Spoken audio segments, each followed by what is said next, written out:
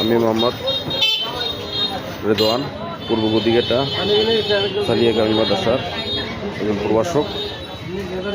তো বর্তমানে শিক্ষকদের বেতন নিয়ে প্রতি মাসে আসলে একটা খারাপ জিনিস লক্ষ্য করা যায়। কারণ প্রতি মাসেই শিক্ষকদের যদি একটা তারিখ নির্দিষ্ট করে দেওয়া হতো যে 10 তারিখ বেতন পাবে বা 12 তারিখ বেতন পাবে, তাহলে নির্দিষ্ট একটা তারিখ থাকলে শিক্ষকদের হয়রানি হতে হয় না।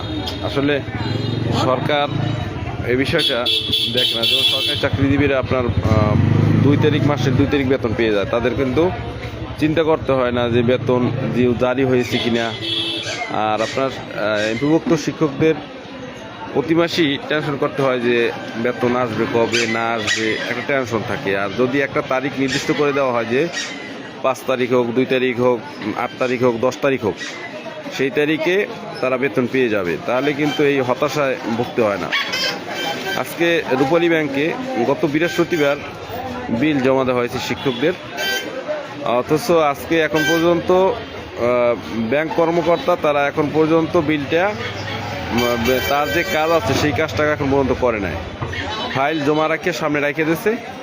আর আপনার দেখা যায় যে লোনের যে বিলগুলো আছে, লোন স্যাংশন করার জন্য এই লোনের বিলগুলো তারা হইলে মানে ফাইলের জন্য কাজ করতেছে। কারণ লোনের কাজ করলে তো তাদের ওখানে দেখা যায় যে কিছু টাকা ইনকাম আছে বা কিছু টাকা দিলে সেই টাকা ইনকাম আছে, এই জন্য সেই কাজগুলো তারা করতেছে। আর দেখা যায় যে এমপিভুক্ত শিক্ষকরা আসলেই তো মূলত আপনার যে পরিমাণ টাকা পায়, 12,500 টাকা একজন সহকারী শিক্ষক পায়, সে তুলনায় তাদের কি আসলেই কিন্তু অনেক কষ্ট হয়।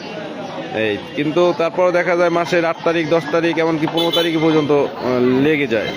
তারপরে ব্যাংকওয়ালারা এখানে হলে সিন্ডিকেট করে, তারা মনে করেন ব্যাংকে ফাইল জমা হয়, ফাইল জমা হওয়ার পরে তারা মনে করেন এ জায়গায় ফাইলে তারা কাজ করে না, তারা অফিসিয়ালি তারা কোনো কাজ করে না, তারা মনে করেন ওই জায়গায় ফাইল জমা করে রেখে দেয়।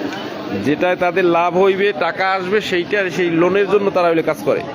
এই হলে বরগুনা রূপালী ব্যাংকের অবস্থা। তো কি আর বলবো, বৃহস্পতিবার ফাইল জমা হয়েছে, তারা ব্যাংকে টাকা জমা হোক বা না হোক, এখানে বলা হয়েছে যে 5 তারিখের ভিতরে শিক্ষকরা বেতন তুলতে পারবে।